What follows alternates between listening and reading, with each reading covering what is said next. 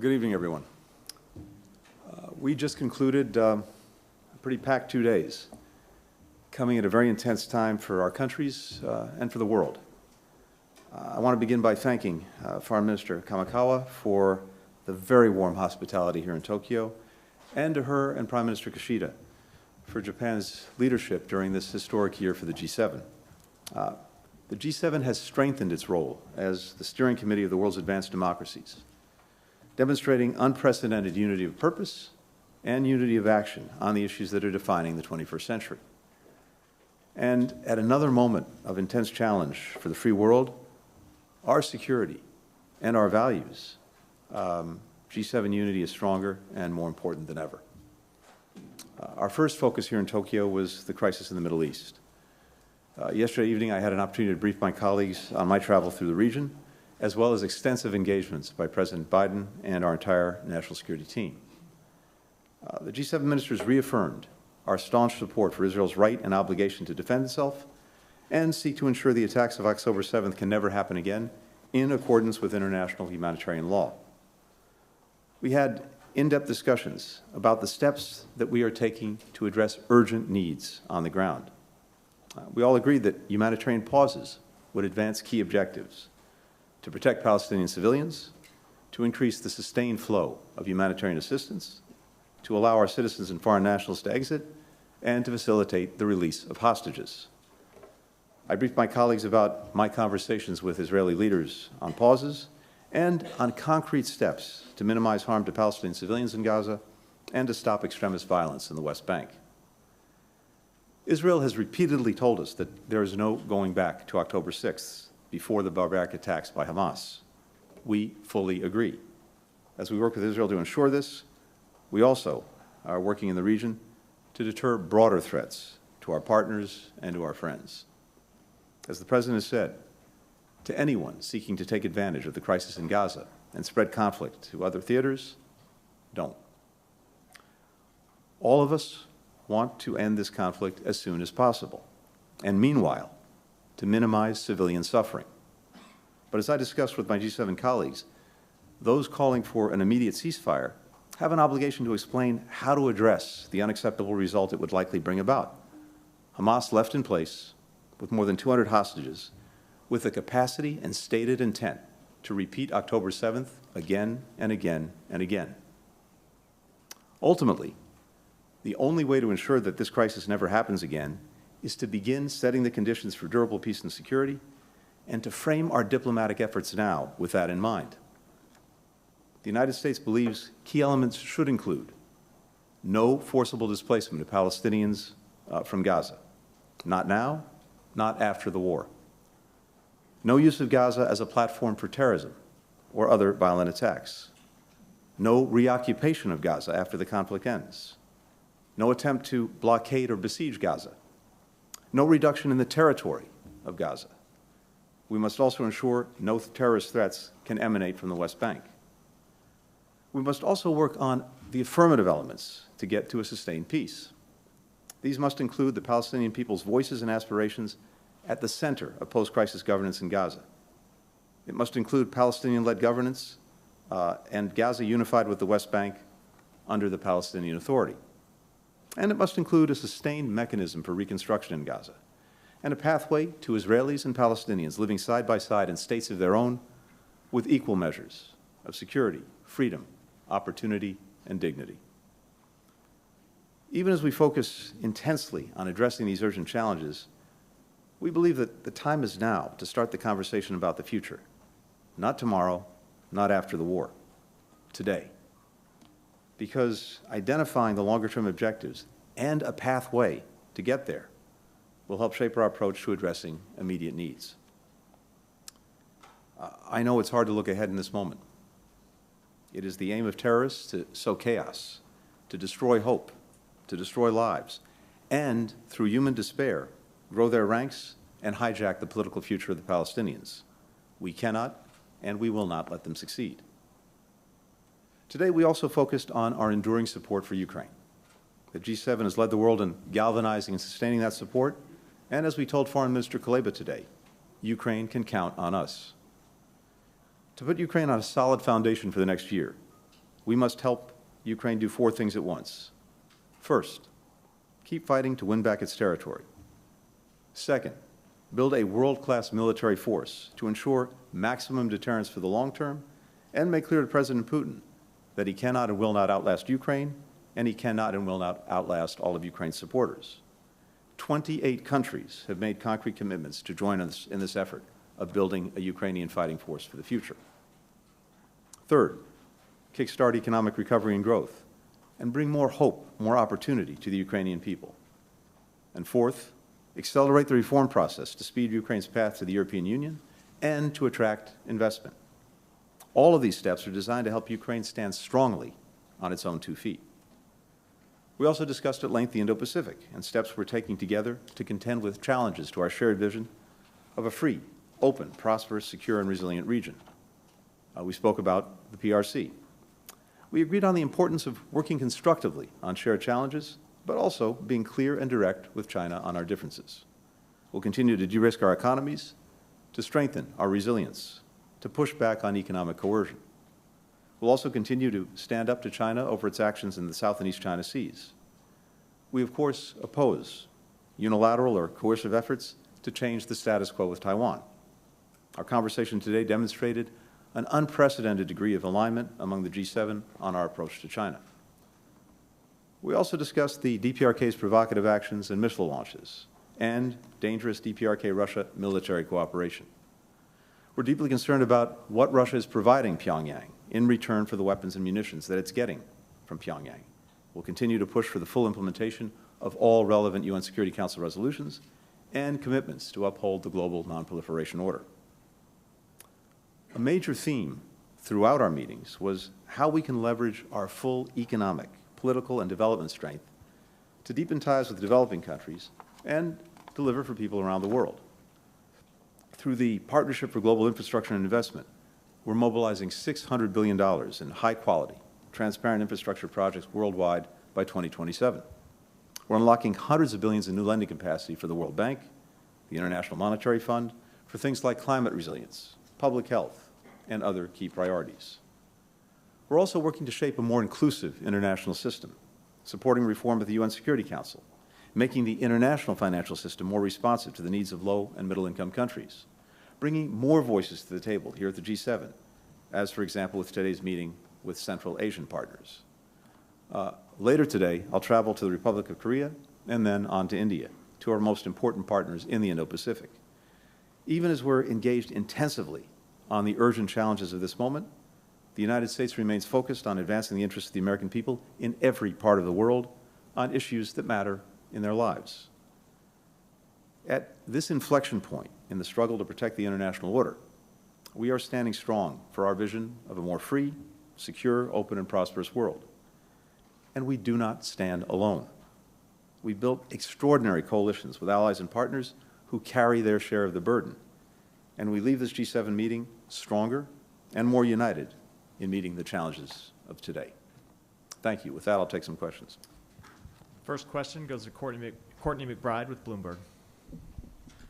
Thank you. Good evening, Mr. Secretary. Israeli Prime Minister Netanyahu said that his government would maintain security control of Gaza for, quote, an indefinite period, end quote. How do you reconcile those comments to previous statements by both the U.S. and Israeli governments opposing a reoccupation of Gaza? And then you addressed this a bit, but other G7 members have expressed support for a full ceasefire in the Israel-Hamas war, while the U.S. continues to support just these humanitarian pauses. And I'm just wondering, did you convince the other members of the U.S. position, or is this joint statement language just the sort of minimal consensus area? Thank you. Thanks, Courtney. So I think we've been very clear from day one that when it comes to post-conflict governance in Gaza, a few things are clear and necessary. One, Gaza cannot be continue to be run by Hamas. That simply invites a repetition of October 7th, and Gaza used as a place from which to launch terrorist attacks. It's also clear that Israel cannot occupy Gaza.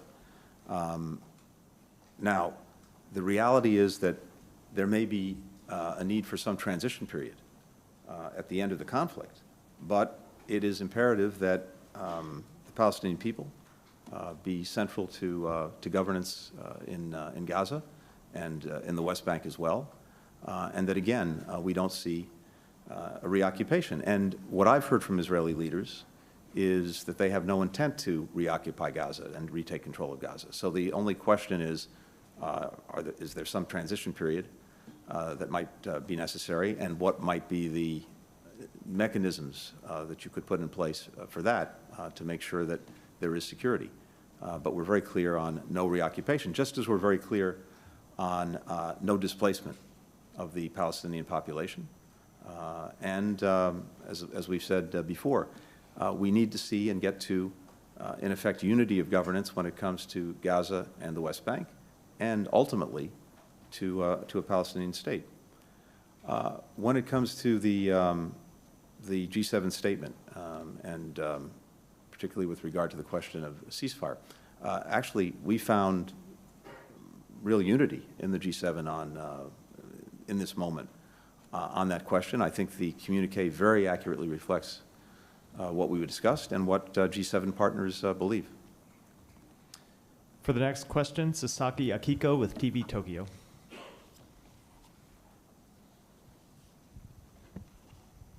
Thank you for this opportunity, and thank you for coming to Japan. So you met with Prime Minister Kishida yesterday, and what role could Japan play in the conflict in the Middle East? And what is your expectation of Japan in this conflict?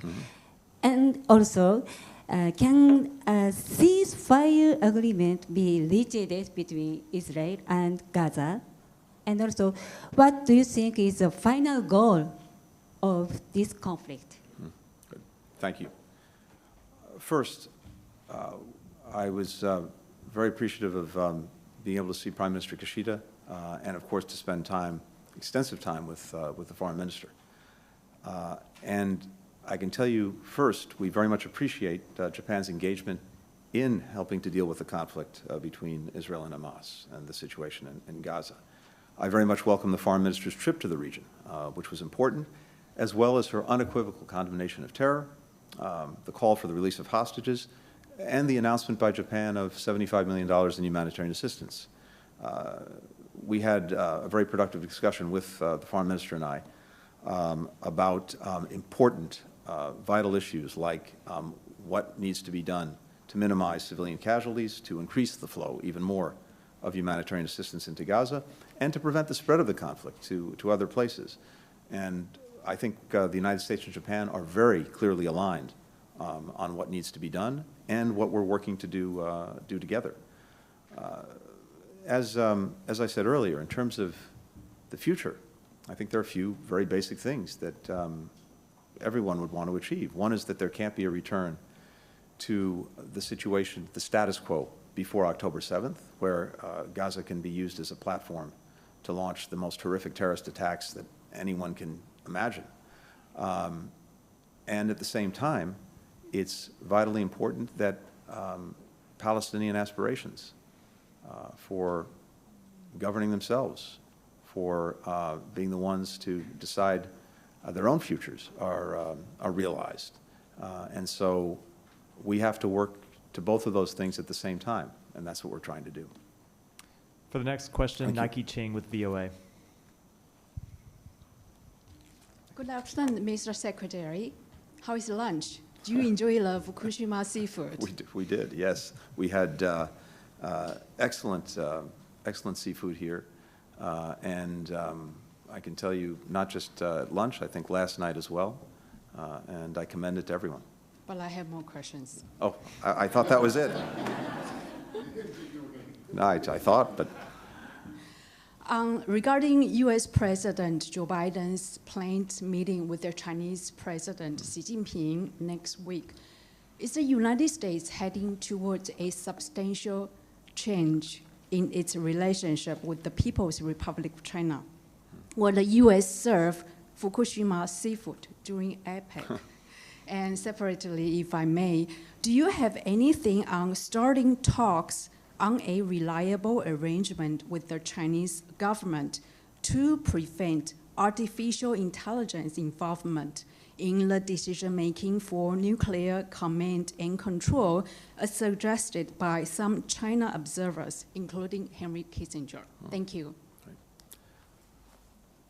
So, thank you. First, much as I'd like to, I really can't speak to the menu at APEC. It is well above my pay grade. So stay tuned. We'll see. First, I should say this. We are planning for a constructive meeting between the leaders. We're still working on those plans. I think both sides have acknowledged the importance of leader-level channels in managing the relationship. And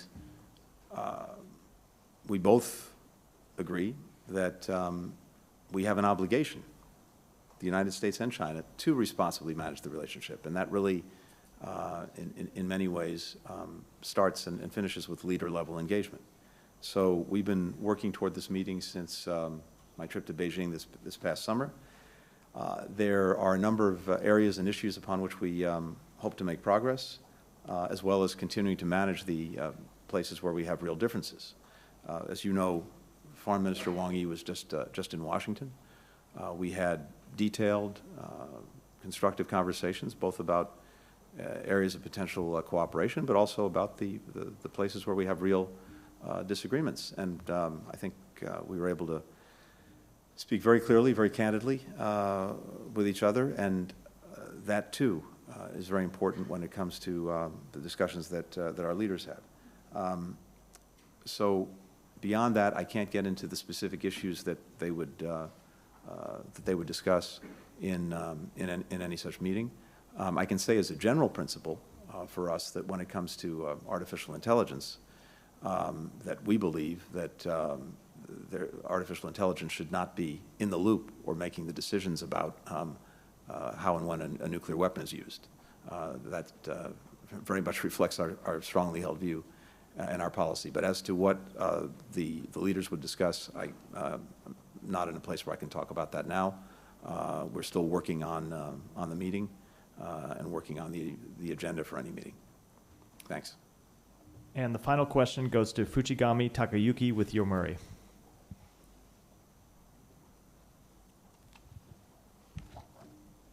Hi, Secretary. Good evening. Welcome to Japan. Thank you. Since the Hamas attack on Israel, the U.S. has been required to respond on three fronts, as you mentioned, the Indo-Pacific, Ukraine, and the Middle East.